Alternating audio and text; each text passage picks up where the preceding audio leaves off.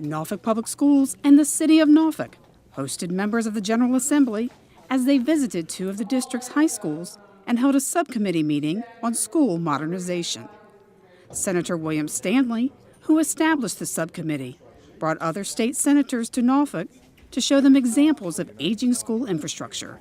What we're trying to propose is a school modernization piece of legislation that is going to dedicate a lot of funding towards fixing all of our schools in the inner cities and our rural areas, those that need it the most, so that we can provide all of these children with a 21st century world-class education. And I think it starts with the foundation of the school and the infrastructure inside of it. Traditionally, the state has put $0 into school infrastructure and construction. The school construction dollars primarily are local dollars. So it's important for the state to look at the challenges that we face to build new schools, to modernize some of our older schools. So it's good to have them here to take a look at it. Maybe they have some ideas on how to help cities to address the challenges in school construction and modernization. I think it's wonderful that the General Assembly has made this a priority of studying the issue of school facility needs and modernization of buildings. And so I think we are very fortunate to be able to host this in Norfolk and for them to get the chance to see a couple of our schools, Booker T tonight and Maury tomorrow. Again, not as a, doom and gloom, but these are our realities and these are things we're doing, and yet great teaching and learning goes on every day. The ultimate goal for these senators is to get approval for a bond proposal that would create billions of dollars to support school infrastructure around the state. During their extensive tours of both Booker T. Washington and Maury High Schools, the senators saw firsthand the condition of the schools and asked many questions about the challenges that staff and students face every day. It's going great. We're showing them the building. We're showing them the good, the bad, and the indifferent, showing them some of our needs, what our high needs are, just to give them more insight as to what we experience on a daily basis. But to be able to tell our students and to tell our teachers that senators were here to look at aging schools, primarily Booker T. Washington High School as one, is an opportunity that is going to be beneficial to us. So we are taking a tour now from the local government, taking a tour and say, hey, let's see what's needed in these schools and let's see what we can do all across the whole state. That's what we're trying to do, is say, hey, we have been there, no hearsay, we've been there, sending it ourselves, let's send the money down to those localities that need this money for school. I think it's very important that we bring the senators, the ones who make the legislation and the policies, here into our buildings to look at the infrastructure that we have here in order to make informed decisions on the legislative priorities that they have, and hopefully they can send some dollars our way to help rebuild our aging infrastructure. Dozens of educators from around Hampton Roads met in Norfolk to learn about the opportunities available to students in the construction industry thanks to a new partnership with Virginia Builds. During this first meeting, representatives from Virginia Builds discussed the importance of replenishing the construction workforce with highly qualified employees, and they even had a hands-on activity to show how problem-solving works with construction. Ultimately, this regional group of stakeholders is looking to help create career paths in construction for students, and they chose Norfolk Public Schools as their initial partner. Well, Norfolk Public Schools has always been a good partner for the Opportunity, Inc. and our Hampton Roads Workforce Development Board.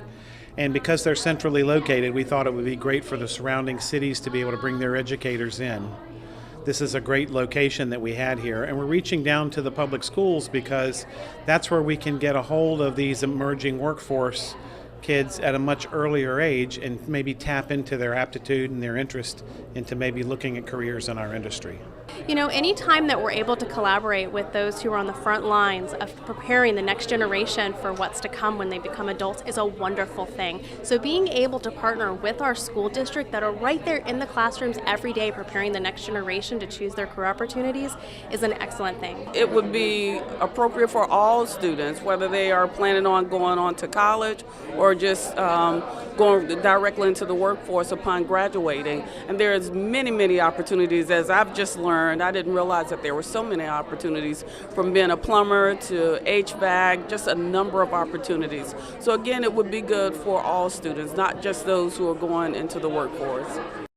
Students at Booker T. Washington were exposed to many types of careers as the school hosted an entrepreneur fair.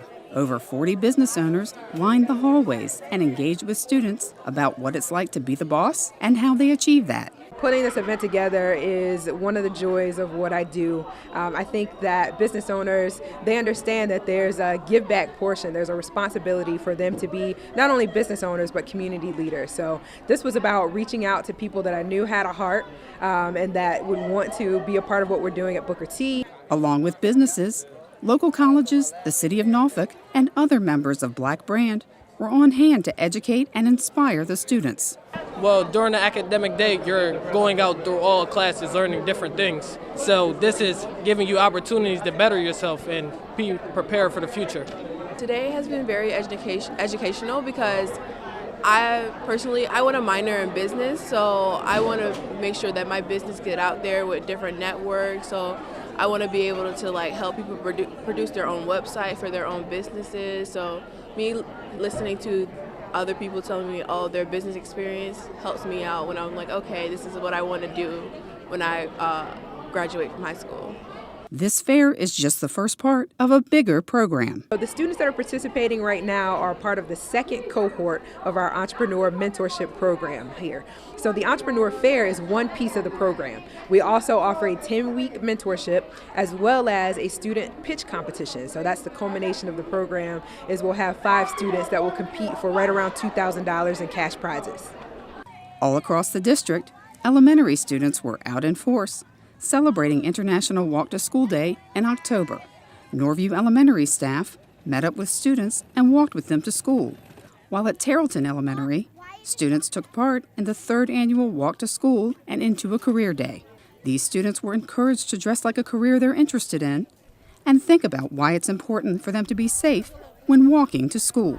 Because they're walking to school every day, so we need them to think about being aware of their environment, coming with other students. We never want them walking by themselves, making sure that when they leave home, they're coming straight to school and being responsible. Coming up in next month's Superintendent's Board Report, we'll see how the Mr. Holland's Opus Foundation grant of new musical instruments benefits our students. It made me feel like special, that my school and my friends are very special, that they're think about us, our school, to pay for new violins and violas and cellos. For more news stories and other information about Norfolk Public Schools, watch NPS Now on WNPS-TV 47 or the NPS website.